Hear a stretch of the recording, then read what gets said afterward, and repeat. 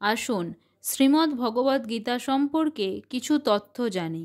শ্রীমদ্ ভগবদ্ গীতা কি? ভগবান শ্রীকৃষ্ণের অমৃত বাণী বা গান। সংস্কৃত ভাষায় গীতার অর্থ কি? গান। শ্রীমদ্ ভগবদ্ গীতের রচয়িতাকে? মহর্ষি ব্যাসদেব। শ্রীকৃষ্ণ গীতার জ্ঞান প্রথম কাকে দিয়েছিল? সূর্যদেব বিবস্বানকে। কত বছর আগে সূর্যদেব এই জ্ঞান পেল? এখন থেকে 12,04,00,000 বছর আগে। সূর্যদেব পরে এই জ্ঞান কাকে দিয়েছিল? মানবজাতির জনক মনুকে। এখন থেকে কত বছর আগে মনু পেয়েছে? আজ থেকে 20 লক্ষ বছর আগে। মনু এই গীতার জ্ঞান কাকে দিয়েছিল? ইক্ষ্বাকুকে। পুনরায় ভগবান শ্রীকৃষ্ণ এই গীতার জ্ঞান কাকে দিয়েছিল? পাণ্ডুপুত্র অর্জুনকে। কত বছর আগে অর্জুন এই জ্ঞান লাভ করে? এখন থেকে প্রায় 5200 বছর আগে। মহাভারতের কোন অংশে এই গীতার জ্ঞান আছে? মহাভারতের ভীষ্ম পর্বের 25 থেকে 42 অধ্যায়ে।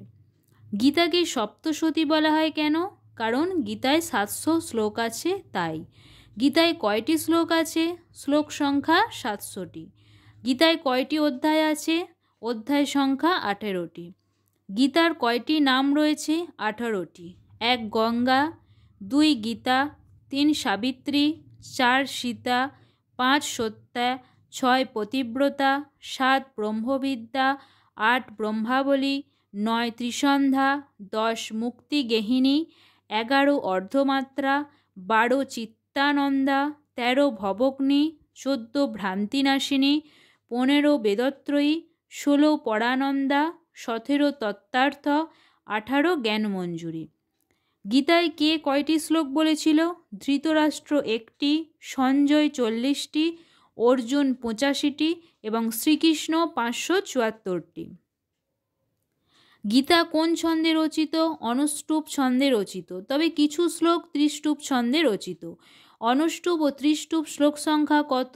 অনুষ্টুপ শ্লোক সংখ্যা 645টি, ত্রিষ্টুপ শ্লোক সংখ্যা 55টি। অনুষ্টুপ ও ত্রিষ্টুপ ছন্দ কত অক্ষর বিশিষ্ট? অনুষ্টুপ ছন্দের প্রতিটি শ্লোক 32 অক্ষর বিশিষ্ট, ত্রিষ্টুপ ছন্দের প্রতিটি শ্লোক 44 অক্ষর বিশিষ্ট। গীতায় অর্জুন ও শ্রীকৃষ্ণের কয়টি নাম উল্লেখ করা হয়েছে? অর্জুনের 20টি নাম ও শ্রীকৃষ্ণের 33টি নাম। গীতায় 1 থেকে 6 অধ্যায়কে কি বলে? কর্ম শতক। গীতায় 7 থেকে 12 অধ্যায়কে কি বলে? ভক্তি শতক। গীতার 13 থেকে 18 অধ্যায়কে কি বলে? জ্ঞান শতক। শ্রীকৃষ্ণ এই গীতার জ্ঞান কতদিন দিয়েছিল? যুদ্ধের মাঝখানে 18 দিনে। শ্রীকৃষ্ণ অর্জুনকে এই জ্ঞান কত মিনিটে প্রদান করেছিল? মাত্র 40 মিনিটে। কোন গ্রন্থকে পঞ্চম বেদ বলা হয়? শ্রীমদ্ ভগবদ্ গীতাকে।